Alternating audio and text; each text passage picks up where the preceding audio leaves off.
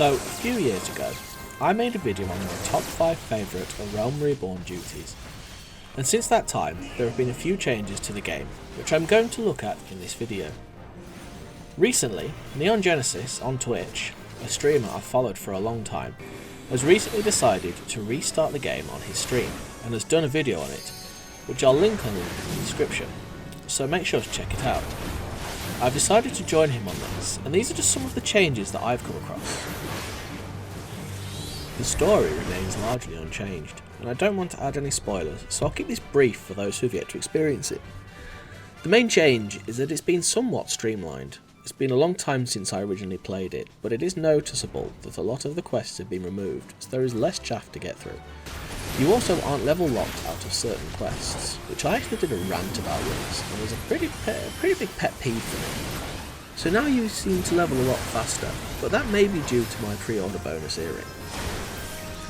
I guess since the level cap is now 90, it would be a major turn-off for a lot of players if the first 50 levels dragged out.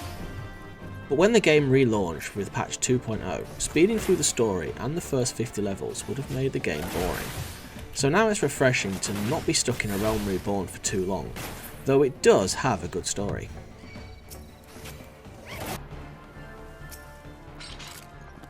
This is where the biggest change that I've noticed comes into the game. The original duties, especially story related ones, have been streamlined as well, and a lot of the features that made them really unique have been removed.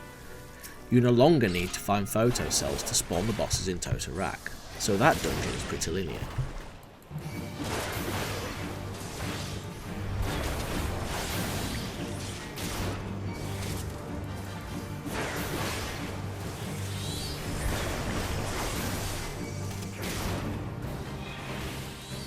Some of the bosses have had their unique mechanics changed or removed.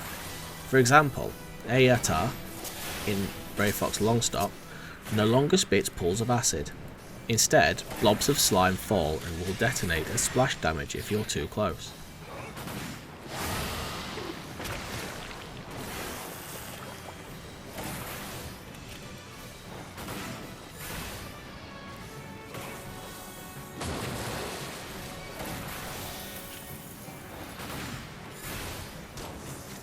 And the Lady Amandine fight in Hawk Manor no longer requires you to put out the lanterns in the corners of the room. She will now instead summon the Manor Servant to cast Stone Gaze, which will then disappear.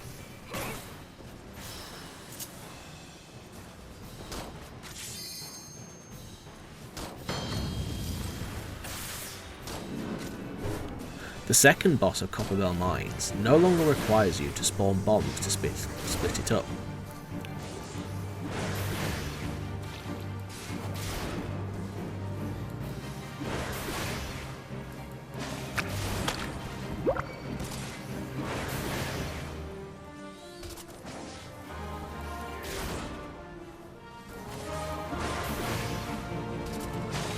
I'm not gonna lie, at first the nostalgic part of me rebelled against these changes, but now I can understand why they were necessary.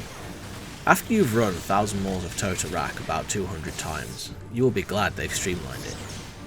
I do miss the cannons on the second boss of Stone Vigil though, I'm not gonna lie.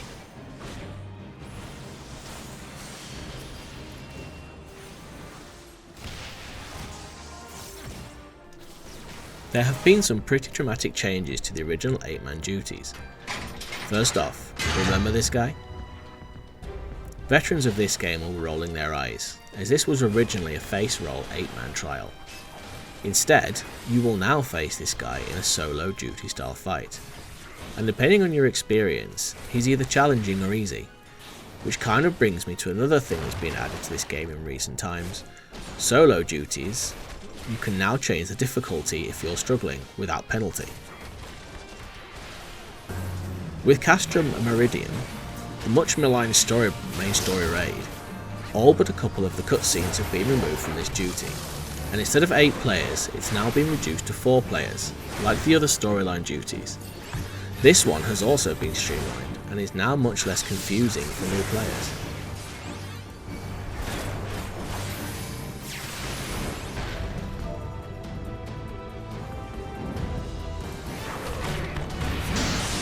Praetorium remains mostly unchanged, except for being 4 players and ending following the fight with Gaius, though the cutscenes remain unskippable and you'll still have to listen to Gaius' speech about Eorzea.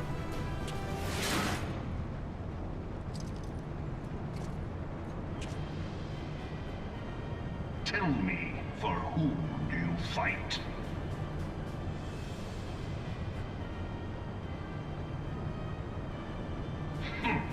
Do you believe in Eorzea?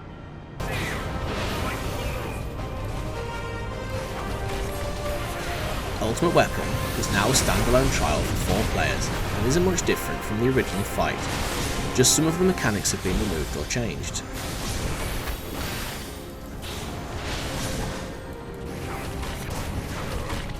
They've changed the La Habrea fight to be a solo encounter, and it is pretty awesome compared to the original cheese fest of a fight. You actually feel like you're in a losing battle as the Ascian batters you, and you actually seem to lose at one point, until Hydaelyn intervenes and you go into Super Saiyan mode.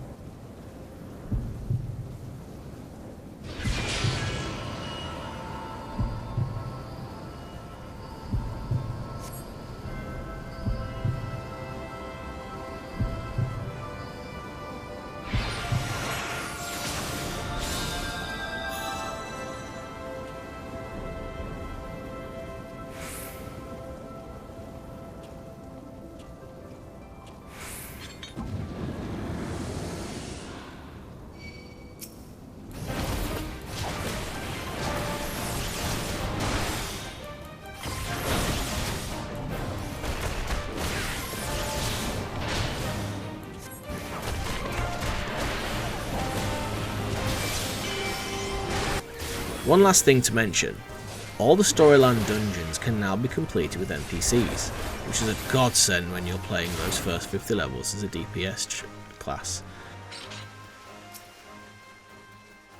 So there we have just some changes that I've been able to see from replaying the first 50 levels of Final Fantasy XIV.